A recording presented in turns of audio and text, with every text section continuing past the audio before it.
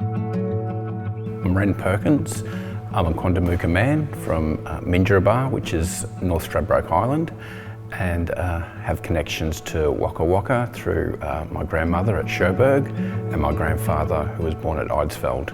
Currently a HDR student at University of Queensland doing my PhD. I'm Sandra Phillips. I'm a First Nations Australian woman. I'm Waka Waka and Gurang Gurang. Those First Nations are both in the state of Queensland as we now know it. And I'm the inaugural Associate Dean Indigenous Engagement in the University of Queensland's Faculty of Humanities and Social Sciences. Look, a PhD is a really big commitment, anyone who's done one would acknowledge that. The benefits, though, of having done one, I think are enormous and far-reaching. Being a research supervisor is a really satisfying role to play. Previous, of course, in the industry, publishing industry, I was a book editor. So I have this capacity and really strong interest in mentoring, supporting, enabling, helping someone else reach their own goals. I was out at Alice Springs at the time as a deputy principal at a school, and I really wanted to come home. And this contact had mentioned that the University of Queensland had scholarships for Indigenous people to do their higher degree by research. The University of Queensland wants to increase the number of Indigenous HDR students, so they've offered scholarships. But there's also a stipend, a living stipend on top of that, so that we can undertake the PhD full-time with some additional sessional work as well. Being a lifelong learner is fundamental in an ever-changing world. So I decided at the age of 39 to start a PhD.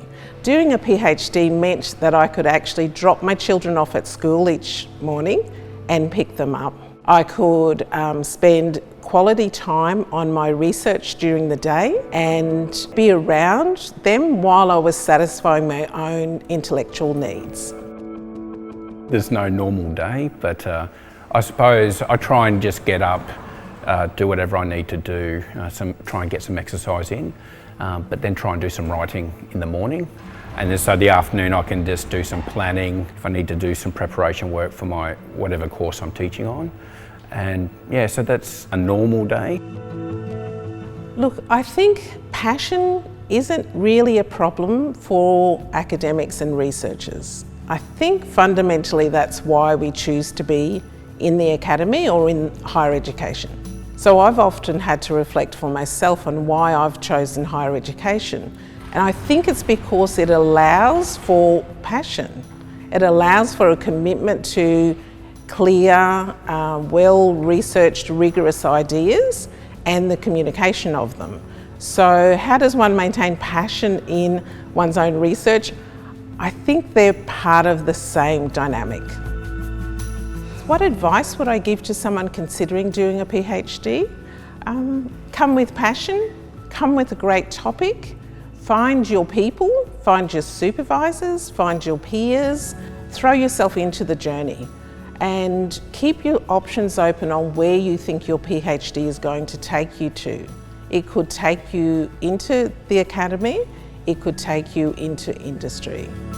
The main one would be to write something every day, good or bad, a big chunk or just something small, but just try and write to get into that habit of writing every day and just have a life outside of the PhD, because it can be all-consuming and quite mentally exhausting. You know, don't be afraid to ask for help.